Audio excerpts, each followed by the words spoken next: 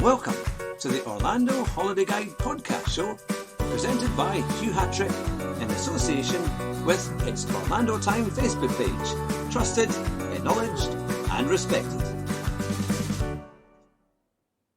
Good morning and welcome to Hatrick's Orlando Holiday Guide podcast show with me, Hugh Hatrick. Well, I hope you are all well, and if you're living in Britain as you're listening to this podcast, it's pretty horrendous weather. There's snow, there's possibilities of ice, there's been flooding, there's been delays, and we'll cover all of that in the show. But also today's main topic is driving in Orlando. What are the things to watch out for and how does it all work?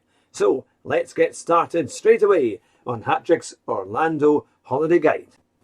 Now, as this show goes out later on Monday afternoon, kind of Monday evening time, we'll still be looking at delays from airports such as Heathrow and Gatwick. So if you're about to head off to Orlando in the next few days, make sure you check with your airports and your airline carrier, check on the internet, things like that, check the weather reports, because it may well be that there are some delays from you leaving Britain to get to Orlando and you don't want to be having any problems. So make sure you plan ahead.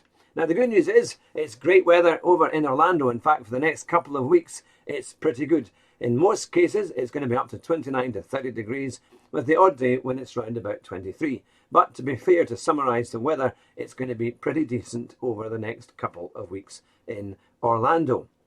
But the topic I would like to talk about today is driving, because whether you've been there a few times or if it's your first time to Orlando, it is a little bit different than anywhere else. Now, obviously, they drive on the other side of the road. The steering wheel is on the left-hand side and you drive over on the right. So very the opposite of what it is in Britain. But it's actually quite easy to get used to driving in America. Now, when you are arriving at Orlando Main International Airport, it is a massive, massive airport.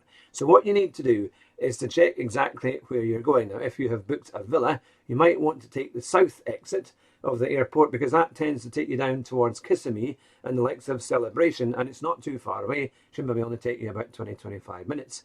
But be aware there are toll roads. Now, you might want to take the west. It's the west exit, to the one that goes into Orlando, if you're going to a hotel in Orlando itself or towards International Drive, because that will be more direct. Now, of course, it's much easier if you're getting a transfer direct from the airport, then you just simply get on the bus and off you go.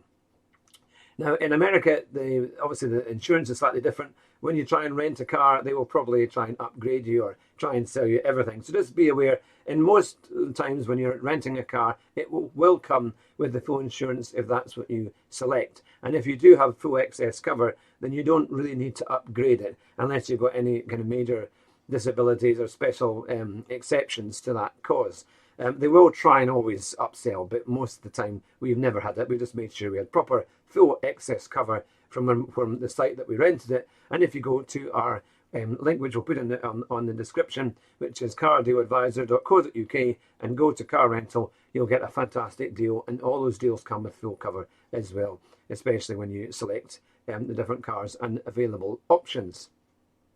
So you're driving, first time out, you're on the motorway. Now, be prepared for slightly different signage as well. In Britain, we tend to sign things fairly well. In America, it's not quite the same. You tend to find that the sign that you're looking for tends to be just on the junction or just before.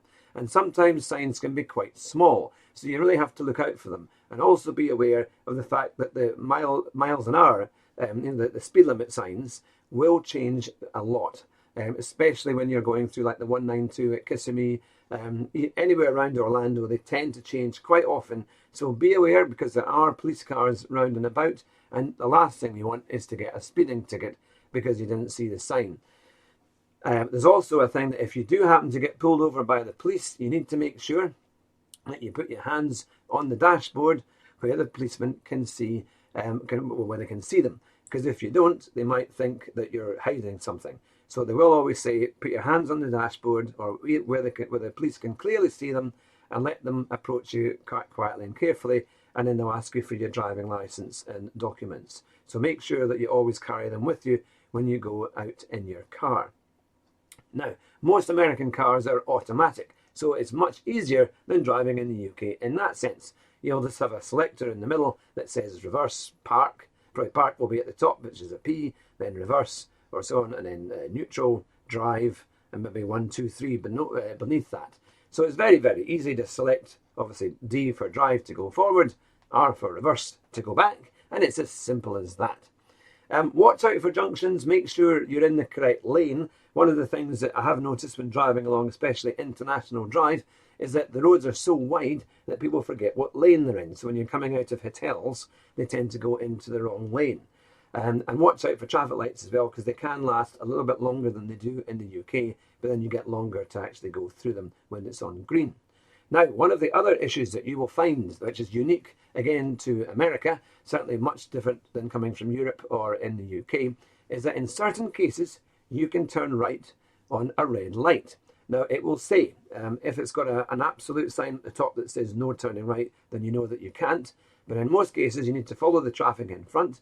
And if it looks like there's a red there, but with no slip road light, and it looks clear, and also you make sure you check what's coming from the left and also any other direction, you can usually turn right on a red light. But be aware, check the traffic lights, because some will tell you that you cannot, under any circumstances, turn right. So you need to be very careful, and I'm not going to be held responsible if you go on a red light and end up crashing because of it.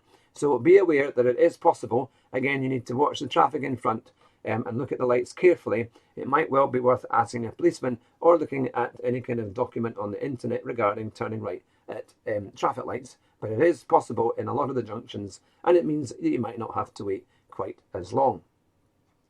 As well, watch out for when you're turning off like major kind of, if you're on like the international drive and you want to turn, say, right to go into a shop or a McDonald's or whatever it might be, make sure that you're in the absolute right-hand lane, because it's sometimes quite difficult to cut across because traffic doesn't tend to always give way to you.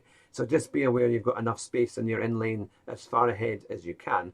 And also some of the turn-offs, it's like a kind of off-ramp, but they're not only 90-degree corners, but they tend to go up, sometimes quite steep. So you don't want to end up having an accident or running wide because you went too fast as you turned off to get into your shop or to get to your location.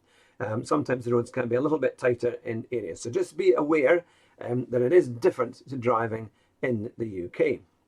Now, when you come to a set of traffic lights, and they do last for a wee while, it's not like Italy, where they race off the lights as fast as they can. Normally, traffic in America doesn't go that fast. In fact, it's quite slow off the light. So, people are quite relaxed there. So I would do the same and just kind of fit into that. If you start pushing or honking your horn, remember, Americans are armed, or certainly quite a lot of them, and they believe in their Second Amendment rights. So if you annoy them, you might just get someone pointing a gun at you at the worst possible time. So don't annoy an American, never a good idea. But I think in the most part, you should find driving in America pretty easy.